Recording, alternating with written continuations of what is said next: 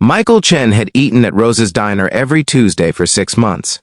As CEO of Chen Industries, he could afford five-star restaurants, but Rose's reminded him of his mother's cooking. Simple, honest food served without pretense. At 56, Michael valued routine, same table, same order, same quiet hour before returning to the office. Tonight felt different. The usual waitress wasn't there. Instead, a woman in her early 40s took his order, her hands shaking slightly. She had tired eyes and a name tag that read Sarah. "Coffee and the meatloaf special," Michael said, not really looking up from his phone. 20 minutes later, Sarah returned with his meal and coffee. As she set down the cup, her hand brushed his. A folded napkin fell into his lap.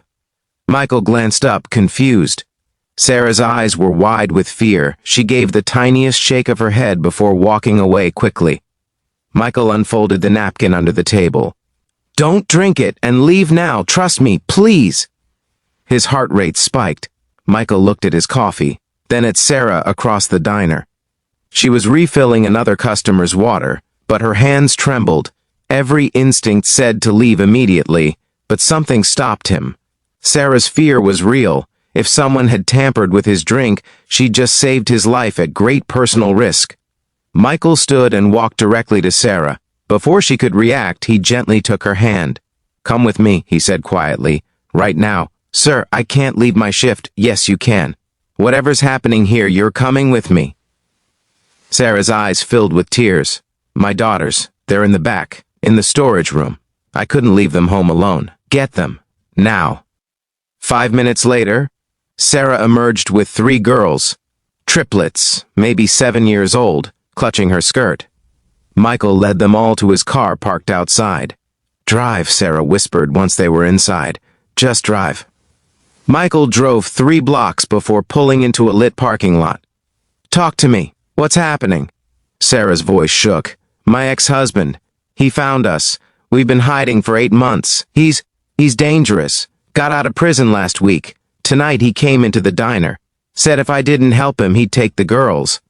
"Help him how?" "He knew you came here every Tuesday. Knew you were wealthy. He forced me to put something in your coffee. Said it would just make you sick enough that you'd leave your car keys on the table when the ambulance came. He'd steal your car and disappear." Michael's blood ran cold. "What was in the coffee?" "I don't know. He gave me a vial. Said it was just a sedative, but—" Sarah's voice broke. "I couldn't do it. Even to save myself, I couldn't poison someone. Where's your ex now? Watching." "He was in a booth in the back. When you got up, he must have seen me warning you." As if summoning him, Sarah's phone buzzed. She looked at the screen and went white. "It's him. He says if I don't bring the girls back right now."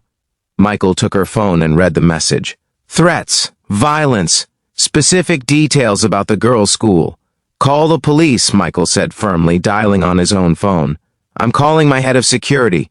"You don't understand," Sarah cried. "He always finds us. Police can't help. Restraining orders don't work. He has friends, connections. We've run 3 times already." Michael looked at the 3 little girls in his back seat, silent and scared, clearly used to this terror. "Not this time," he said. "This time you have help." Within 20 minutes, Michael's security team arrived. Former police, highly trained. They coordinated with local law enforcement. Sarah's ex-husband was arrested at the diner, the vial tested, revealing a dangerous combination that could have caused serious harm or death.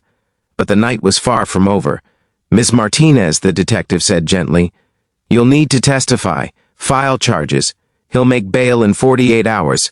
Do you have somewhere safe to stay?" Sarah's face crumbled.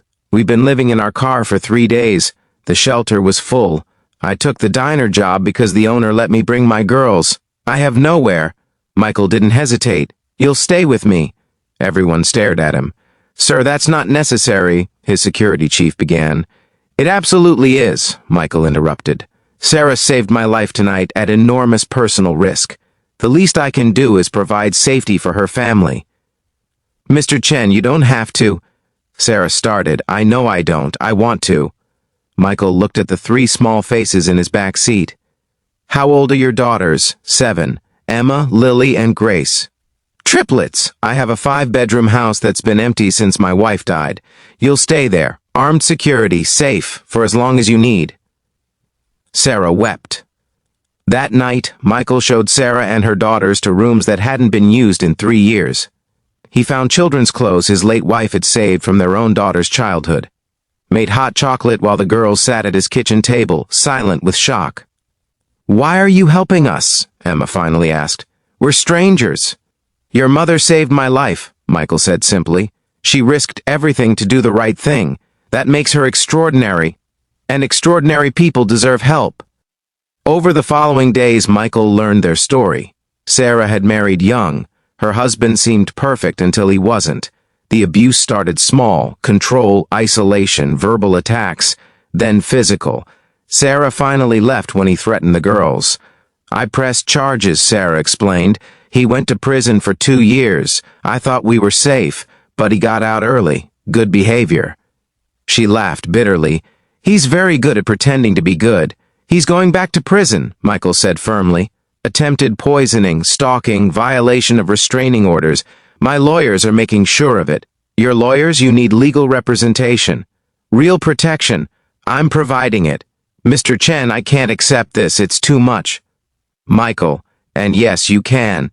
He looked at her seriously. "Sarah, I've spent 3 years alone in this house since my wife died. Watching you with your daughters, seeing how hard you fought to protect them, you remind me what matters. Let me help, please." The trial took 4 months. Michael provided security, legal representation, and a safe home. Sarah got a better job. Michael's company hired her in their HR department after she completed an online certification program he paid for. Her ex-husband received 12 years. No early release clause. "You're free," Michael told Sarah the day the verdict came through. Really free. Sarah cried in his kitchen while the triplets played in the backyard. The backyard where Michael had installed a swing set and sandbox, things that had been missing since his own daughter grew up and moved away. "I don't know how to thank you," Sarah whispered. "You already did. You saved my life. By slipping you a note." "No," Michael corrected gently. "By being brave enough to choose right over safe. By protecting a stranger when it would have been easier to protect yourself. That kind of courage is rare." 6 months later, Sarah and the girls were still there.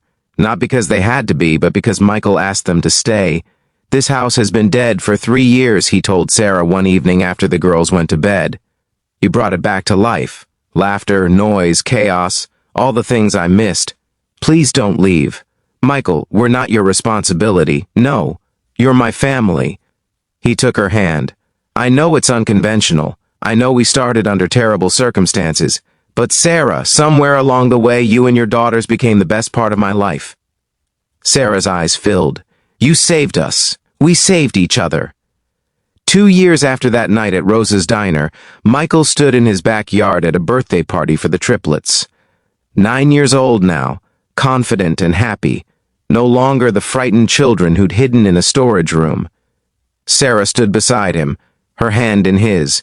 They'd married quietly 6 months ago, not for security or obligation, but because somewhere between the terror and the healing, they'd fallen in love. "Do you ever think about that night?" Sarah asked. "Every day," Michael admitted. "I think about how close I came to drinking that coffee, how different everything would be.